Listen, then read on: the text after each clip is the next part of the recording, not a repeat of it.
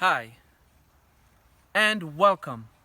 What vegetable plants will produce the most food for the least amount of work? And guess what? The harvest will not waste. They are great for pickling. Here you can see some remnants of the plants left, which is joined among these cherry tomatoes. Join me as I deliberate.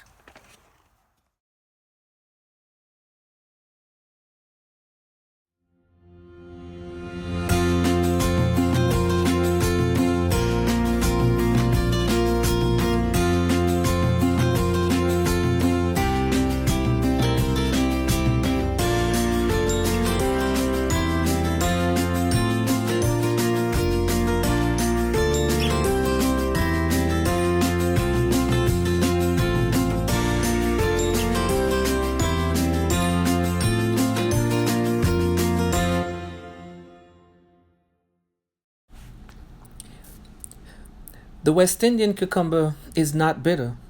Don't let the look fool you. This vegetable is also commonly referred to as the maroon cucumber, West Indian gherkin, scruffy cucumber, burr gherkin, and West Indian gourd.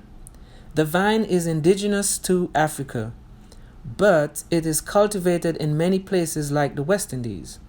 It is similar and related to the common cucumber. It is growing well here at Petersville Farm in Georgia.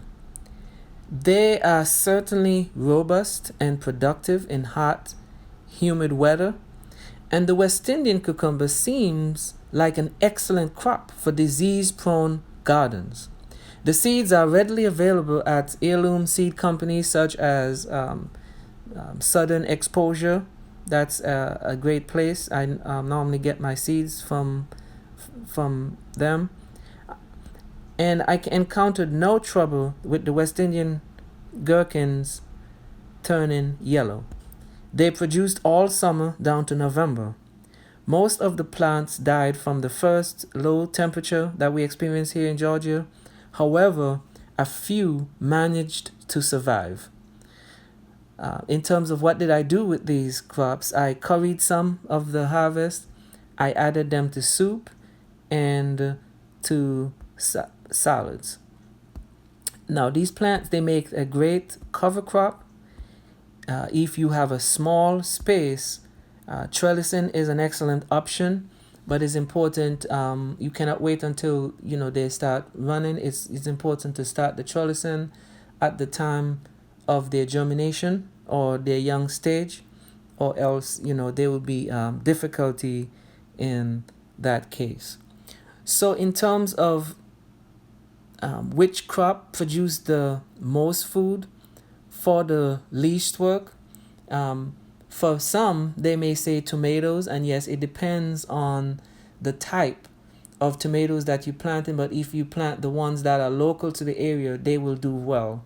And I actually had a cherry tomato that was grown in one area among the West Indian cucumbers, and they did very well. They actually produced cherry tomatoes down to November, and I'm still harvesting.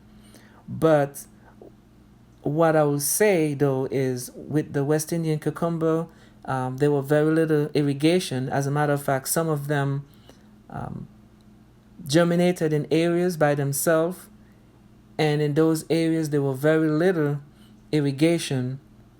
They were exposed to the full heat, and through all of that they still produced very well. And so for that reason, I would say that for this year, that it is the West Indian cucumber that I got the most harvest for the least work. So here's one area. This was one area where I harvested them. This is near the compost pile. And so here out at the compost pile, I also had some watermelon. All did not survive because of the heat. But guess what? The West Indian cucumbers did survive. Nothing really bothered them. And so, but I was pleased with my one watermelon that I successfully was able to harvest, it was quite it was sweet, and so I appreciate that one.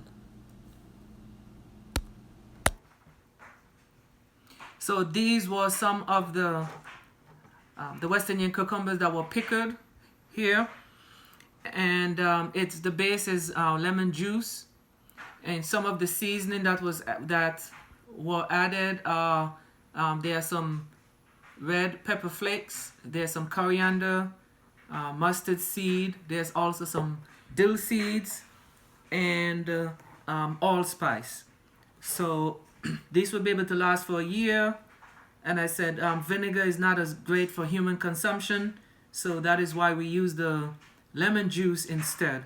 So there are a bunch of things I can do with it other than eating it by itself, and I may try some fried pickled cucumber. That's one of the things I'll be trying with this, and so I'm looking forward to that.